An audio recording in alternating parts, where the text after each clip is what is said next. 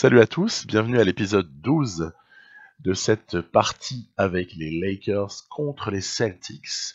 Voir un petit peu lesquels peuvent arriver à gagner quelque chose en premier. Alors au départ, les Lakers sont à 18-8. Dans cet épisode, 18-6 pardon. Dans cet épisode, je vais avancer seulement les Lakers et comme vous allez ou vous pouvez le voir, en parallèle, il y a aussi l'épisode qui est dédié celui-ci aux Celtics qui va sortir au même moment. Euh, pour une fois, j'ai dissocié parce que comme ça faisait un tout et on passait pas d'une équipe à l'autre. J'avais besoin aussi d'avancer un petit peu le calendrier, bref, voilà. Donc pour une fois, on a fait un petit peu autrement. Donc ça commence avec un voyage du côté des Spurs. Alors, j'ai déjà eu l'occasion de dire à quel point les Spurs sont peut-être un petit peu sous-cotés dans Touquet, au moins pour ce qui est de l'équipe 2018-2019. Si on a vu que au final, en 2019-2020, si on fait 2-3 petits ajustements, vraiment pas grand-chose. Hein. Il y a moyen d'être compétitif. Voilà, voir épisode de ma partie avec les Spurs.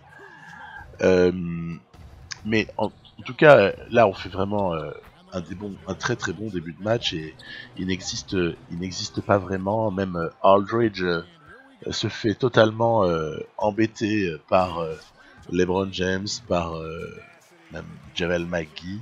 Javel McGee très intéressant. Il est vraiment le contreur qu'on peut connaître. Là, c'est ma petite spéciale. Là, c'est provoquer le retour en zone du meneur adverse ou du porteur de balle adverse en attendant juste derrière la ligne médiane. Voilà, je trouve que c'est assez pratique et ça permet de récupérer des ballons. Alors là, vous allez dire à 20-5, c'était du vice de le faire. Fais-le dans un match serré. C'est vrai, j'avoue, j'ai honte. j'avoue, j'ai honte. J'aurais pas dû le faire à ce moment-là.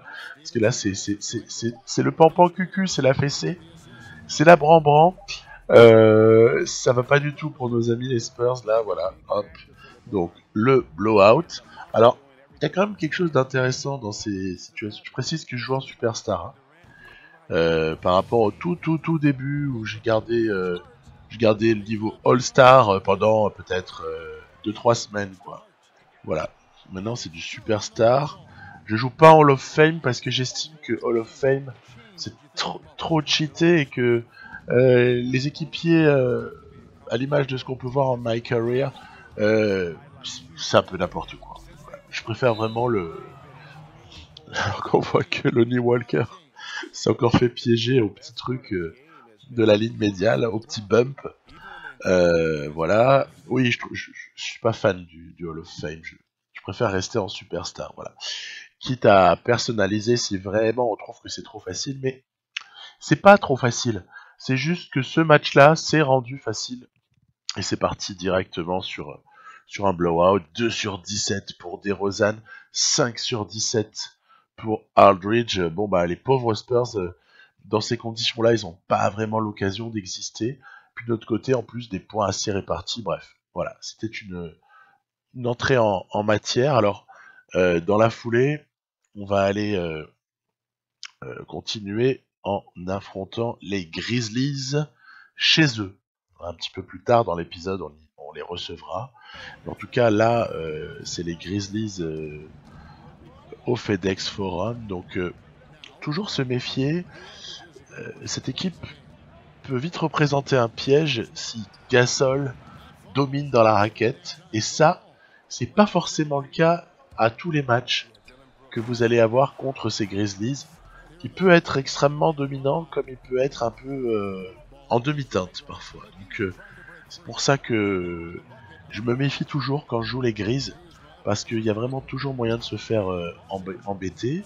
Alors, vous voyez, j'use et j'abuse du pick and roll parce qu'on a plein de joueurs qui sont très forts. Là, l'extra pass, elle est très très bonne, celle-là. Très très bonne extra pass de LeBron James. Euh, en fait, on a des joueurs là, on a presque que ça en fait. Des mecs qui sont super forts en pick and roll. Que ce soit Javel McGee ou Kuzma ou LeBron James en tant que poseur, mais aussi Kuzma, LeBron James, en plus de Ball, en plus de l'ami Ingram, de Josh Hart, bref, ils sont Stephenson, KCP, ils sont tous en fait capables de super bien jouer en pick and roll. Du coup, je me pose pas de questions. J'y vais, là c'est l'écran de McGee qui va permettre à LeBron James de retrouver son intérieur pour le alley-oop. Bon, on a compris, ce début d'épisode, il est sous le signe du blowout. Ça met des tôles, et les Lakers, là, dans la partie, sont vraiment avec un joli bilan. Ils sont quand même là, au bout de 26 matchs, ils sont à 20 victoires pour 6 défaites, ce qui est vraiment pas moche, hein.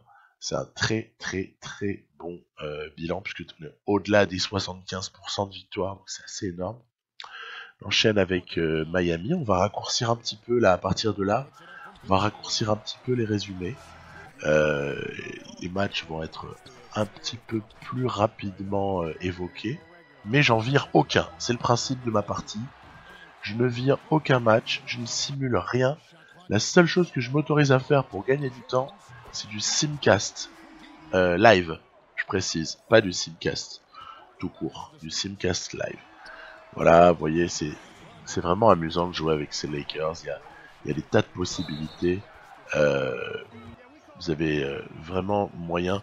En fait, il manque presque de temps dans un match pour arriver à donner du ballon et du shoot et de la création à tous ceux à qui on voudrait en donner. Tellement c'est super sympa à jouer. Voilà. Je sais que par exemple, pour parler d'un type un peu moins dont on parle un peu moins souvent, Josh Hart, j'adore ce joueur. C'est vraiment, je le trouve juste énorme à jouer. Il paye pas de mine là avec son 76, 77, 78, ça dépend quand est-ce qu'on a commencé la partie, mais il paye pas de mine. Mais qu'est-ce qu'il est précieux. Et en plus, si on le développe avec un entraînement adéquat, on peut en faire un 3&D vraiment de grande qualité. Alors c'est un stade où j'en termine avec mon ancienne rotation. Parce que j'avais déjà 2-3 fois changé ma rotation hein, au fil des épisodes, mais en fait, j'ai toujours pas pris de Chandler, c'est voulu. C'est parce que j'ai pas envie de magouiller avec les Suns. J'ai pas envie d'aller prendre le contrôle. Je peux le faire, hein. Prendre le contrôle des Suns, aller couper Chandler, le récupérer au salaire minimum. Je trouve que bon, allez. Et de la même façon, là, il y a Carmelo Anthony du côté des Rockets. Bon, d'ailleurs, contractuellement, il y est encore. Hein. Mais sauf que ça fait plus d'un mois et demi qu'il joue plus. Mais voilà, je laisse. Après tout, le début de partie, il était avec les vrais effectifs. J'ai juste fait le trade de Jimmy Butler du côté des Sixers parce que ça, c'est un trade hyper important en fait quand on veut que la face de la conférence Est soit la vraie. Il faut qu'il y ait Jimmy Butler aux Sixers, sinon c'est pas pareil avec Saric et Covington. Mais toujours est-il que là, pour ces Lakers, je pense vraiment pouvoir m'en sortir sans Chandler. Pourtant j'adore Tyson Chandler, mais voilà, je pense vraiment m'en sortir sans lui parce que je donne des minutes à Zubac et au jeune allemand Wagner, que je trouve fort intéressant. Il est très intéressant Wagner, et là, hop, le petit bump de nouveau. Ouais, c'est mon petit plaisir à des moments là de récupérer des ballons. Puis alors en plus dans des matchs serrés comme celui-là face aux Rockets, hein, c'est hyper précieux quand on arrive à voler un ballon. On se réjouit. Alors là, par contre, il y en a un qui nous fait un chantier là-dessous, c'est Néné. Et LeBron James qui est rattrapé par ses vieux démons. Regardez, lancer franc raté. Et relancer franc raté. C'est dommage, à 2,35, ça permettait de revenir à 1 point. Et dans la foulée, évidemment, James Harden, bam, 6 points d'écart pour les Rockets. C'est un petit peu délicat, là, à ce stade. Heureusement, on va trouver McGee pour le alley-oop, mais aïe aïe aïe, on laisse trop de paniers là dans ce moment un peu délicat. Le one to sleep là, il est pas mal, vous allez voir, c'est un système qui est plutôt cool. Il y a Kuzma qui allait faire l'appel croisé et le défenseur a du mal à suivre. C'est un joli système, celui-là je vais me le mettre dans d'autres playbooks je pense, parce que il est vraiment sympa. Et en fait on revient, hein. Sauf qu'on n'a pas réussi à concrétiser. Ça s'est neutralisé, ça a été un peu le chantier. Purée, on avait le shoot pour égaliser là, c'est affreux. Affreux. LeBron James n'a pas pu rentrer ce shoot là, on peut pas lui en vouloir non plus avec tout ce qui rentre. Et derrière, bon bah, on a senti ce qui va arriver. Hein. On a senti ce qui va arriver, voilà, panier raté. J'essaie de faire faute en fait. Mais Chris Paul, c'est un truc lion. Chris Paul, des fois, on veut faire faute, mais on n'arrive pas à l'attraper. Bref, voilà. Bon. Match perdu. Ça fait du bien. Hein, on n'a pas que des victoires comme ça. On est donc à 21-7. Et bah voilà, bah c'est serré en haut de la conférence Ouest. 21-7 pour nous. Là, on aborde une série de matchs a priori qui sont un petit peu plus faciles. Ce sont des matchs face à des équipes de l'Est. Donc là, c'est voilà, un petit peu des matchs à prendre. Hein, voilà. Là, occasion de voir le 52 Give. Il est excellent parce qu'en fait, il y a cet appel croisé de celui pour lequel le système a été commandé. Ce système-là, moi, franchement, il me plaît beaucoup aussi. Le bouquin français, Fist 52 Give. Il est très intéressant. C'est un système qui doit être classifié en pick and... peut-être en main-main, je sais pas en fait. Il peut être aussi en pick and pop quelque part, parce que le mec s'écarte, mais moi je le verrais plus en main à main, parce que vous avez vu la passe en fait, c'est quasiment du hand-off. Et voilà, et donc on a notre LeBron James national qui régale, qui va comme ça emporter un peu la décision en cette fin de match, qui aura été encore une fois monumentale. Mais est-ce qu'il y a besoin de le dire? Qui est LeBron James? Je ne connais pas ce joueur. Non, mais voilà, je veux dire, on a tous compris de qui il s'agit. C'est dans ce jeu. Est-ce que LeBron James c'est vraiment le meilleur joueur dans 2K19? Honnêtement, plus je joue contre Giannis Antetokounmpo et plus j'ai des doutes. Je trouve que Antetokounmpo n'est pas loin d'être le joueur le plus difficile à stopper hein, dans 2K. Vous pouvez me dire ce que vous en pensez les uns les autres, parce que on a tous nos expériences de jeu, c'est ça qui est intéressant. Moi je trouve que Antetokounmpo est vraiment quasiment instoppable et quasiment indéfendable. Il faut avoir du matériel bien précis pour pouvoir défendre sur Giannis Antetokounmpo, alors que je trouve qu'on arrive à neutraliser LeBron James quand on joue contre les Lakers de façon un peu moins difficile. J'ai comme ça 2-3 petits exemples en tête où je les ai joués et où c'était plus jouable, je trouve, que face à Giannis. Voilà, donc donnez-moi vos avis. En tout cas, c'est un match de plus qui est pris dans la besace des Lakers. Décidément, on ne s'arrête plus, on enchaîne les victoires. Ça s'annonce pas mal hein, cette saison, hein. Ça s'annonce vraiment en haut de l'Ouest. Je pense que les Lakers, ils étaient en train de pas trop mal se comporter. Et puis il y a eu cette fameuse blessure aux adducteurs là, de LeBron James au Christmas Day, qui a un peu tout gâché au niveau du bilan, parce que du coup les Lakers sont revenus au niveau des... Enfin, ils sont pas à 50%, mais ils se sont rapprochés des 50%. Ce qui est toujours regrettable, ce système il est pour Ingram, voilà, qui est en sortie d'écran avec Stephenson qui était venu poser sur le défenseur de Ingram. Vous voyez pourquoi aussi je mets Wagner? C'est qu'il est intéressant ce jeune, il a du shoot externe. Alors après pour LeBron James contre Jared Dudley, c'est une blague totale. Et petit ballon volé de Raja Rondo, voilà. On peut pas dire qu'on est malheureux au niveau de la défense au poste de meneur hein, aux Lakers. Hein. Entre Rondo et Lonzo Ball, dans deux styles différents, on a des meneurs qui neutralisent un peu les meneurs adverses. Donc ça fait déjà un souci de moins en défense. Et donc ce match va être remporté encore. Donc voilà, on enchaîne tranquille. À suivre. Et on va se diriger tout doucement vers le Christmas Day. Là, d'abord, il faut jouer les Pelicans. Ensuite, il faudra jouer les Grizzlies. Alors en plus on reçoit, hein, donc est-ce que le jeu d'ailleurs, tiens c'est toujours un truc que je me suis demandé, est-ce que le jeu prenait en compte le fait qu'on reçoive ou le fait qu'on joue à l'extérieur? Ça c'est vraiment une grosse interrogation pour moi, parce que naïvement j'aurais tendance à penser que que tu joues à domicile ou à l'extérieur, finalement le match il est le même quoi, il est le même.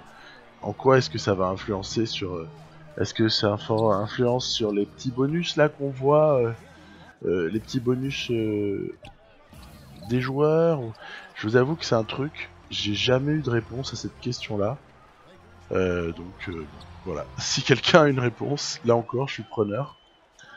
J'aimerais bien savoir, j'aimerais vraiment bien savoir s'il y a quelque chose qui rentre en compte là pour ben voilà, comme je vous disais, peut-être le petit calcul de forme du jour en quelque sorte, hein, parce qu'il y a quand on va dans les remplacements, dans les options de remplacement, on s'aperçoit il y a un overall, il y a une note globale, hein, pour chaque joueur qui est pas forcément égale à son overall qu'on connaît quoi, à son overall là à ce moment-là dans la saison, dans le jeu.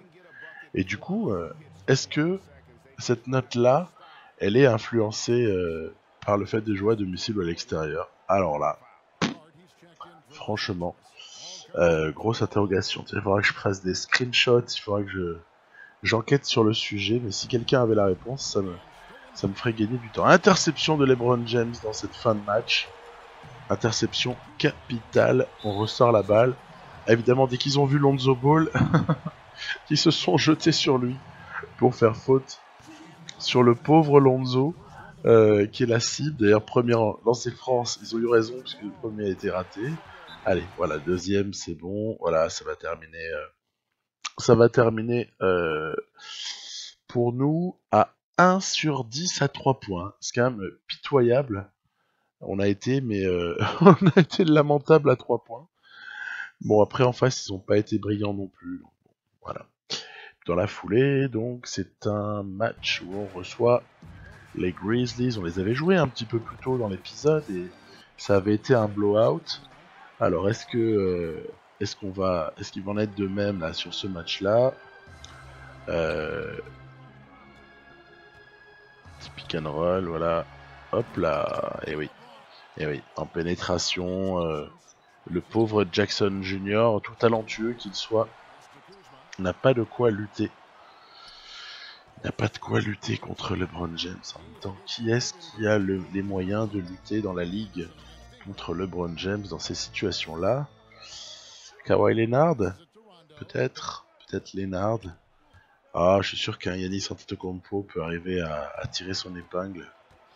Mais il y en a pas 15, hein. Il n'y en a pas 15 qui arrivent à défendre LeBron James correctement. Du côté des Warriors, ils sont capables de mettre Draymond Green, ils sont capables de mettre un Iguodala en forme, qui peut être un petit peu embêtant pour LeBron, mais voilà, hein, dans tout cas, LeBron il est inarrêtable. Et bah tiens, c'est ce qu'on va voir, on est à 26 et 7. Les Warriors ils sont à 21-13, ça veut dire qu'on a 5 matchs et demi d'avance sur eux. Bien. Très très bien. Donc on va voir. On va voir ce qu'on va voir. C'était beau de gagner jusque là, mais ce qu'il faut maintenant c'est gagner ce match là. Donc ça commence plutôt pas trop mal. Hop, petit pick and roll. Ingram LeBron. Un contre énorme de LeBron sur Steph Curry. Voilà. Dans la foulée, joli tir à mi-distance. Très bien. On est dans le match. Kevin Durant est dans le match également. Ouais, je vais caster plein de systèmes en fait. Ça va être, ça va être faisable. Je me suis amusé dans ce match-là à essayer d'appeler des systèmes vraiment pour tout le monde. Vraiment alternativement pour Ingram, pour Kuzma, pour Josh Hart, principalement. Hein, ce sont eux qui sont mes 3 options. En plus de LeBron James, c'est mes 3 options en attaque. Hein, enfin, voilà, c'est pas un scoop ce que je raconte là. Oh, joli Kevin Durant. Magnifique. J'ai relâché la pression 2 secondes.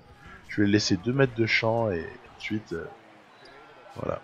Insolence de Draymond Green qui récupère un rebond improbable et qui ressort sur Jerebko. On est vigilant en défense. Voilà, c'est plutôt un bon début de match. Allez, ballon à Ingram, écran, hop, ballon. Ah oui, magnifique. En fait, il avait un défenseur qui n'était pas forcément capable de le gêner. Et du coup, j'en ai profité pour partir sur le côté. Et là, c'est pareil. Avec Stephenson. Bon, c'est pas mal du tout. En fait, en attaque, on n'est pas vraiment gêné. Je pense que s'ils avaient eu des Marcus Cousins, ça aurait pu être un petit peu une autre limonade. Là, c'est très bon ça, parce que sur la prise à 2, j'aurais pu être tenté par le shoot immédiat, mais non, il y a eu l'extra pass. Et l'extra pass, c'est souvent dans ce jeu, l'extra pass, c'est souvent gage de réussite. On va prendre le périph', on ressort pour Wagner en tête de raquette, très bien. La très grosse défense de LeBron James sur Kevin Durant. À la mi-temps, on est à 21-17. Mais attention, avec les Warriors, ça peut dégainer à tout moment. Ça peut tout de suite changer. Le alley-oop magnifique entre Rondo et Javel McGee. Voilà, toujours LeBron qui est à droit à mi-distance derrière les écrans. Petit fist 24 twist. Vous allez voir surgir quelqu'un. Voilà, ici. Mais le défenseur a suivi. Ah, il faut bricoler. Heureusement, il y a une proposition de pick and roll. Et l'inusable Javel McGee a réussi à venir conclure. Après, voilà, hein, dans ce match, le danger numéro 1 en face de nous, ça a été Kevin Durant. On voit qu'il se régale vraiment. Hein. Il y a eu 3 points, il y a eu fade away, il y a les backdoors, il y a les lignes de fond. Il nous a tout fait. Mais à la limite, moi ça me dérange pas. Tant qu'il y a que lui qui... Là il a pris de vitesse LeBron James. Tant qu'il y a que lui qui brille et que Curry et Thompson ne sont pas trop embêtants, bah pas de souci, aucun problème. Kevin Durant, fais tes points. Nous, ce qui compte, c'est de gagner. Alors là, c'est du fist 1-5 flat. Celui-là, il est pour un shoot extérieur en pick and pop en fait. C'est un système qui est classifié dans le playbook si vous allez voir. C'est du pick and, il est classifié pick and fade. Il est assez précieux. Moi, j'aime bien l'exécuter. Là, on s'est fait un peu posséder encore une fois par Kevin Durant. Allez, 10 points, enfin 9 points. Faut surtout pas faire les idiots. En fait, il y a 2 moments où LeBron James est sur le banc dans ma rotation avancée. C'est la deuxième partie du 3e quart-temps. Là, en ce moment. Enfin voilà, maintenant c'est fini, on est en 4e quart. Mais... Donc la deuxième partie du 3e quart, ainsi que la première partie du 2e quart-temps. Voilà. Je le fais se reposer 2 fois 6 minutes, grosso modo. Comme ça, il joue 36 minutes. Allez, j'estime que 36 minutes pour une méga superstar, c'est très correct. Évidemment, on sait que dans la vraie NBA, vous avez souvent certains joueurs, je pense à, je sais pas, un James Harden, pensez à parfois du Paul George, il y a comme ça des superstars qui vont jouer en fait plus proche de 40 minutes que de 36. Hein. Ils vont jouer, et là, bam, joli départ, Draymond Green. Draymond Green s'était endormi. Voilà, et puis donc je vais mettre un petit malin plaisir à aller infliger un dernier dunk à ces Warriors. Vous avez le bonjour de LeBron James et des Lakers. Attention, on est là, on arrive. Nos jeunes sont bons. Vous remarquerez que quand même je ne score pas beaucoup avec Lonzo Ball. Je n'ai tellement pas confiance en son shoot. Je suis tellement traumatisé de tous les shoots horribles que je lui vois prendre quand je regarde des matchs, que j'ose même plus le faire shooter en fait. C'est affreux. Alors qu'il est peut-être moins mauvais dans le jeu que ce qu'il ne l'est que ce qu'il ne l'est dans la NBA qu'on connaît, quoi. Voilà. Donc, c'est plutôt pas trop mal, hein. 27-7, c'est quand même un super bilan. Un super bilan là, 34 matchs joués. Je vais avancer au prochain épisode. Je vais avancer tout ça. Et puis aller au minimum jusqu'à la mi-saison. Là, on est 25 décembre. Il faut au minimum que ça aille vers le 10 janvier, quoi. Et à ce moment-là, 10-15 janvier même, pour pouvoir, allez, déjà peut-être tirer des premiers bilans, voir un peu. On fera le point sur la course au MVP. Je pense que il y a un certain LBG qui doit pas être trop mal parti. Ce sera l'occasion de voir s'il y a quelqu'un des Celtics. Les votes pour les All-Stars aussi, ça peut être marrant. On fera voilà un petit tour de tout ça. Regardez le contre de LeBron James, il était vraiment pas mal. Voilà, je vous dis à très bientôt. Bye bye.